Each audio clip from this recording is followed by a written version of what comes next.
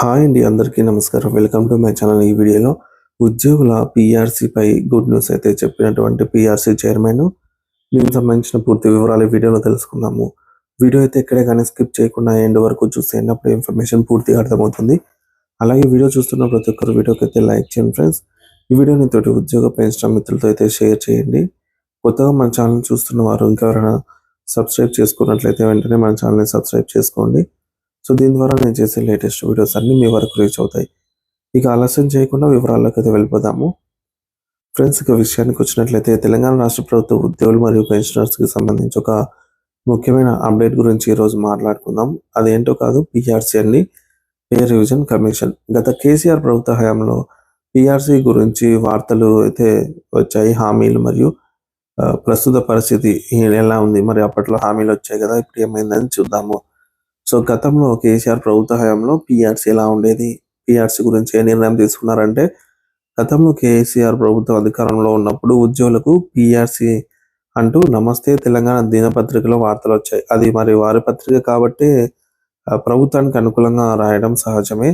మరి ఆ వార్తల్లో గత పిఆర్సీలో లబ్ధి పొందిన ఉద్యోగుల వివరాలు కూడా స్పష్టంగా ఇచ్చారు. వారిలో రాష్ట్ర ప్రభుత్వ ఉద్యోగులు, pensioners, home guards, anganwadi teachers, ASHA workers వీళ్ళందరినీ పేర్కొన్నారు. మరి అప్పట్లో కేవలం పిఆర్సీ కమిటీ మాత్రమే వేయడం జరిగింది, కానీ పిఆర్సీని ఎక్కడ కూడా ప్రకటించలేదు. మరి పిఆర్సీ కమిటీ మరియు ఐఆర్ కమిటీ ఏర్పాటు వచ్చేసి 2023 అక్టోబర్ 2వ తారీఖున ఏర్పాటైతే చేశారు. దాదాపు 2 సంవత్సరాలు పూర్తయింది. మరి ఐఆర్ ప్రకటన అదే సమయంలో కేవలం 5% ఐఆర్ను మాత్రమే ప్రకటించారు. ఇది చాలా నిరాశ కలిగించింది. ఎందుకంటే కనీసం 10% లేదా 15% ఐఆర్ ఇస్తే బాగుండని ఉద్యోగులు ఈ యొక్క 5%కి నిరాశ చెందారు. కేవలం 5% ఐఆర్ ఇవ్వడం నిరుత్సాహం కలిగించింది. అప్పటి స్పందనలు మరియు ప్రస్తుత నిశ్శబ్దం.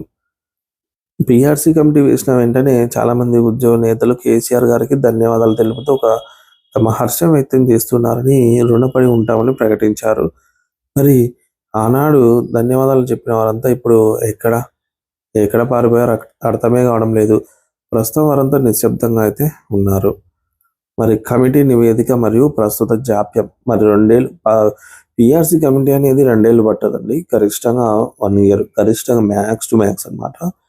మరి ఎందుకు ఆలస్యమైందంటే, పిఆర్సీ కమిటీ ఏర్పాటు చేసినప్పుడు 6 నెలల లోపే తమ నివేదికను ప్రభుత్వానికి సమర్పించాలని కమిటీ ఆదేశాలు ఇచ్చారు. కానీ 6 నెలలు కాదు కదా, దగ్గర 2 సంవత్సరాలు పూర్తయింది. ఇంతవరకు నివేదిక అనేది సమర్పించిన దాఖలాలు లేవు. మరి దానిపైన ఎవరూ స్పందించడం లేదు. మరి ఎందుకో? తక్షణ డిమాండ్ పిఆర్సీ అమలు చేయాలని. ఇది కేవలం ఒక వార్త కాదు, ఉద్యోగ పెన్షనర్ యొక్క హక్కు అన్నమాట. కాబట్టి ప్రతి ఒక్కరు ఈ విషయాన్ని వెంటనే స్పందించాలి. ప్రభుత్వ ఉపాధ్యాయ పెన్షనర్స్ కోసం తక్షణ పిఆర్సీని అమలు చేసే ప్రయత్నాలు కూడా చేయాలని అయితే కోరడం జరుగుతుంది. ఉద్యోగుల సంక్షేమం ప్రభుత్వ బాధ్యత. సో ప్రభుత్వం యొక్క బాధ్యత కేవలం ప్రజల సంక్షేమం మాత్రమే కాదండి. సో ఉద్యోగుల సంక్షేమం కూడా ప్రభుత్వం యొక్క బాధ్యత అనే చెప్పాలి. మరి పెండింగ్లో ఉన్నటువంటి పిఆర్సీని వెంటనే అమలు చేసి ఉద్యోగుల దీర్ఘకాలిక డిమాండ్లను పరిష్కరించాలని ఉద్యోగ పెన్షన్ ఉపాధ్యాయులు, ఉద్యోగ సంఘాలు, జేఏసీలన్నీ కూడా కోరుతున్నటువంటి విషయం ఇదే, పిఆర్సీ. సో పిఆర్సీ, కొత్త పిఆర్సీ నివేదిక ఎప్పుడో రెడీ అయిపోయి ఉంటుంది. సో దాన్ని తెప్పించుకొని దాన్ని అమలు పరచాల్సిన బాధ్యత ఇమీడియట్గా ప్రభుత్వం పైనే ఉంది.